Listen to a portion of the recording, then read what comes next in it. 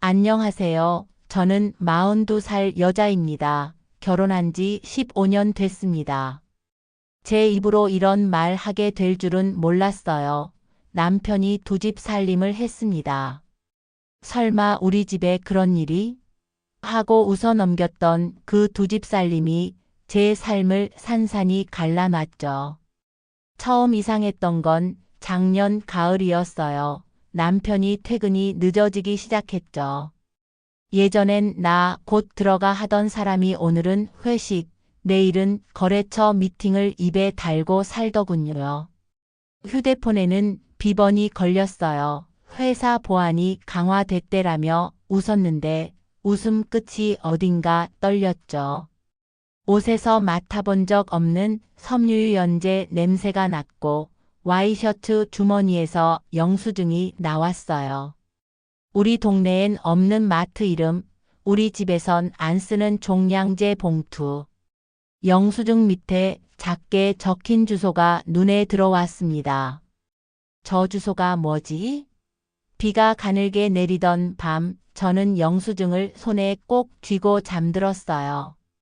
마음이 어둑해지니까 잠이 그리 쉽게 오지 않더군요. 다음 날 저는 친구에게 전화를 걸었습니다. 나 요즘 좀 이상해. 남편이 말 끝을 흐리자 친구는 바로 알아듣더군요. 따뜻한 옷 입고 나와 같이 가보자. 우리는 버스를 타고 영수증 주소로 갔어요. 오래된 상가 뒤편 새로 지은 오피스텔이 하나 서 있었습니다. 경비실 창문에 묻은 빗물이 가늘게 흘렀어요. 친구가 제 손을 꼭 잡았죠. 문 두드릴 거야? 저는 고개를 저었어요. 아직은 아니었어요. 확인만 하고 증거를 모아야겠다는 생각이 들었습니다. 마음이 이상하게도 차분했고 그런 제 자신이 더 무서웠죠. 그날 밤 남편에게 물었습니다. 요즘 왜 이렇게 늦어? 남편은 피곤하다는 얼굴로 웃었어요. 회사 분위기가 좀 바빠. 인사평가 앞두고 다들 난리야. 그런 말을 믿던 시절이 있었죠. 그날은 믿는 척만 했습니다. 저는 그때부터 기록을 시작했어요. 남편의 늦은 귀가 시간, 영수증, 카드 사용 내역, 식탁 서랍 안에 작은 수첩을 넣고 적었죠. 목요일 11시 48분 귀가 옷에 낯선 섬유유연제 카드 오피스텔 주차 밤 8시 21분. 어느 금요일 남편은 출장이라며 캐리어를 끌고 나갔어요. 출장을 간다고 하면 늘 회사 단톡방에 인사하고 저는 그 스크린샷을 보곤 했죠. 그런데 그날은 조용했어요. 친구가 말했습니다. 오늘이다. 우리는 차를 몰고 그 오피스텔로 갔습니다.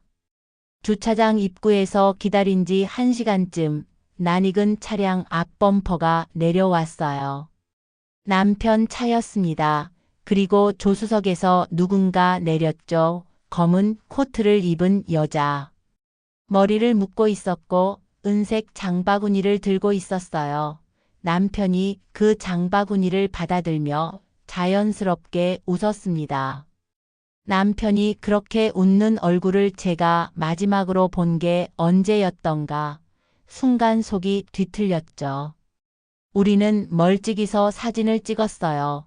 남편이 엘리베이터로 들어가자 친구가 제 어깨를 쳤습니다. 올라갈래? 저는 고개를 저었어요. 문 앞에서 쏟아낼 말들이 목구멍까지 차오르는데 그걸 지금 질러버리면 제 인생이 감정에 휩쓸려 어디로 갈지 모를 것 같았어요. 그래서 참았습니다. 대신 그 밤 저는 오피스텔 관리사무소에 가서 주차 기록과 택배 수령 기록을 확인했죠. 관리소장은 처음엔 어물쩍했지만 저는 신분증을 내밀고 가족 문제라 급합니다 하고 정중히 부탁했어요. 기록엔 남편 차 번호가 주기적으로 찍혀 있었고 수령일란엔 세대주 남편 이름이 찍혀 있었습니다. 가슴이 탁 하고 내려앉았죠. 집에 돌아오니 시어머니 생신이 코앞이었어요. 저는 케이크 주문을 하며 속으로 결심했습니다. 생신상 앞에서 이 사람의 이중생활을 끝내겠다. 통쾌함이 아니라 묵직한 마침표를 찍는 일처럼 느껴졌어요. 그 전에 저는 변호사를 찾아갔습니다. 증거를 보여주자 변호사는 조용히 고개를 끄덕였어요. 생활비 전용 계좌가 남편 명의로 따로 있네요. 혼인기간, 자녀, 재산 목록을 정리하시고 오피스텔 임대차 계약서까지 확보하면 좋습니다. 저는 고개를 숙여 감사 인사를 했어요. 참 이상하죠. 그때부터 마음이 조금 놓였어요. 제가 당하는 사람이 아니라 제 삶의 방향을 정하는 사람이 된 느낌이었죠. 그 주에 남편은 계속 출장을 가듯 오갔습니다. 저는 별일 없는 듯 반찬을 차리고 중학생 딸의 시험지에 도장을 찍고 시어머니 생신상을 준비했어요. 냄비에서 미역국이 보글보글 끓고 생선 굽는 냄새가 집안에 울렁울렁 퍼졌죠. 그 향을 맡으면서도 제 마음 한구석은 한기가 들었습니다. 그러나 칼은 이미 갈아졌고 손은 떨지 않기로 했어요. 생신날 시어머니는 예쁜 카디건을 걸치고 오셨고 시아버지는 늘 그렇듯 무뚝뚝하게 과일 봉지를 들고 오셨죠. 딸은 카메라를 들고 할머니 웃어 하며 사진을 찍었고요. 남편은 평소보다 더 크게 웃었습니다. 오늘만큼은 전쟁을 잊고 평화를 그런 표정이더군요. 상을 차리고 저는 케이크 앞에 초를 꽂았습니다. 초에 불을 붙이려다 말고 저는 상 옆 의자를 당겨 앉았어요. 어머니 축하드리기 전에 드릴 말씀이 있어요. 상 위의 숟가락들이 고요히 멈췄습니다. 저는 천천히 영수증 사진, 주차 기록, 그리고 오피스텔 임대차 계약서 사본을 꺼냈어요. 남편의 얼굴이 굳었고 시어머니의 손끝이 떨렸습니다. 이게 뭐야? 남편이 묻더군요. 저는 고개를 끄덕였어요.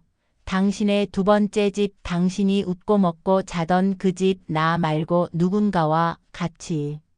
시어머니가 숨을 삼키는 소리가 들렸어요. 얘야, 이게 사실이니?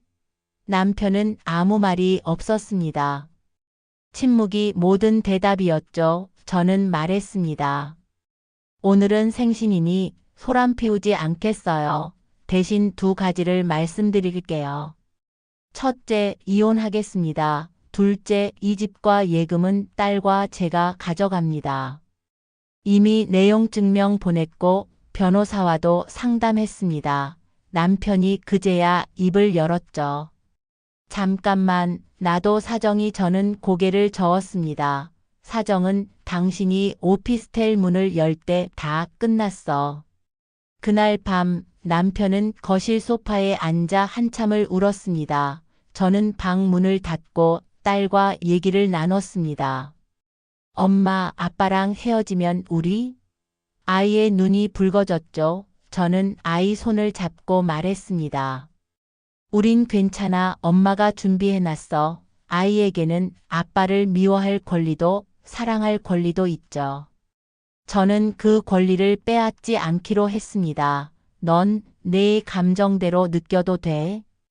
다만 엄마는 더 이상 거짓말하는 집에서 살진 않을 거야. 며칠 후 그 여자가 전화를 했어요. 떨리는 목소리였죠. 죄송합니다. 저도 속은 사람이에요. 그 사람이 이혼했다고 해서 저는 말을 끊었습니다. 그건 당신과 그 사람의 문제예요.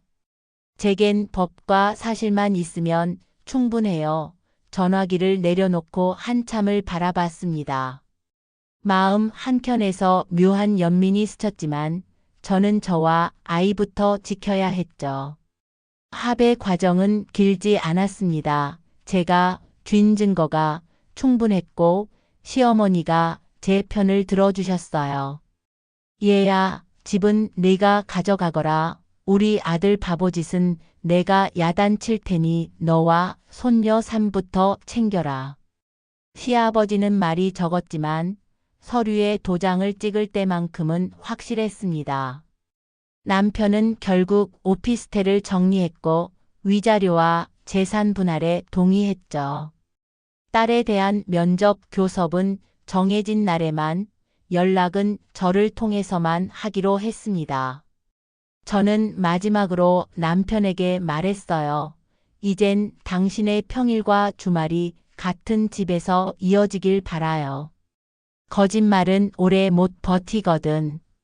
합의가 끝난 날, 저는 친구와 시장을 돌며 그동안 미뤄뒀던 가게 자리를 봤습니다. 여기 어때? 친구가 가리킨 코너 점포는 햇살이 잘 들었어요. 유리창에 손바닥을 대니 따뜻함이 올라왔죠. 저는 대출과 적금, 재산 분할로 받은 돈을 합쳐 작은 분식집을 열었습니다. 첫날 손님으로 시어머니가 오셨죠. 김밥 2줄, 라면 하나. 저는 고개를 끄덕이며 국물을 한 숟갈 떠서 간을 봤어요.